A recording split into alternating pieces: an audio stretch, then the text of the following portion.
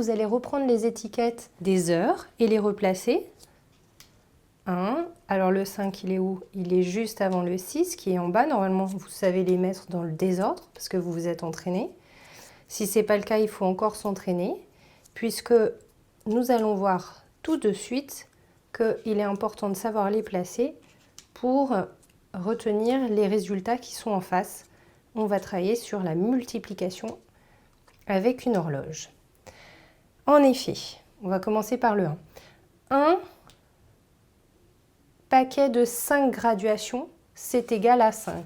C'est comme si on écrivait un paquet de 5, un paquet de 5 graduations, 1, 2, 3, 4, 5, c'est égal à 5.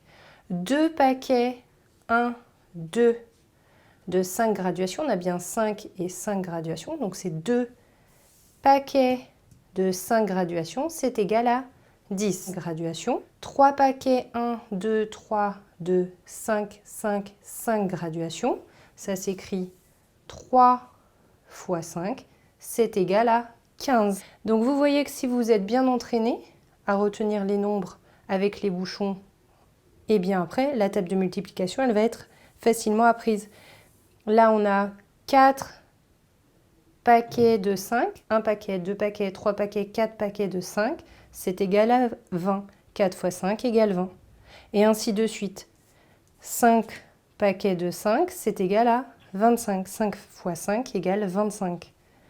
6 paquets de 5, 1, 2, 3, 4, 5, 6 paquets de 5 graduations, c'est égal à 30 graduations. 7 paquets de 5, c'est égal à 35.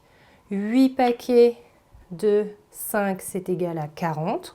9 fois 5, 9 paquets, 1, 2, 3, 4, 5, 6, 7, 8, 9 paquets où il y a 5 graduations, 1, 2, 3, 4, 5, c'est égal à 45 graduations. Et vous allez voir qu'on va aller plus loin, puisque là on a 10 paquets de 5 qui font 50, et on va même aller jusqu'à 11 paquets de 5, c'est égal à 55, et 12 paquets de 5, c'est égal à... Ah, c'est pas égal à 0. C'est égal à combien? 55 plus 5, c'est égal à 60. Celui-ci, on va le mettre un petit peu au-dessus pour se rappeler que c'est pas 0, mais c'est égal à 60.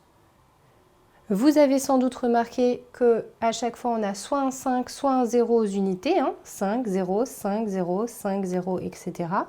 Donc ça veut dire que la table de 5, donc si on inverse les deux nombres, je l'ai expliqué, 2 fois 5, c'est pareil que 5 fois 2 en termes de résultat. Eh bien, on a forcément soit un 0, soit un 5. Jusqu'à 60, on voit bien que c'est soit un 5 aux unités, soit un 0. Une fois que vous vous serez bien entraîné en plaçant les bouchons et que vous connaîtrez bien l'emplacement des numéros sur le cadran, vous pourrez donc apprendre la table de 5, en inversant, enfin le 2 fois 5, c'est pas la table de 5, c'est la table de 2, mais ça donne le même résultat que 5 fois 2, je l'ai expliqué. Donc vous vous entraînez bien. Et ensuite, je vous expliquerai comment utiliser les aiguilles pour lire l'heure. À bientôt!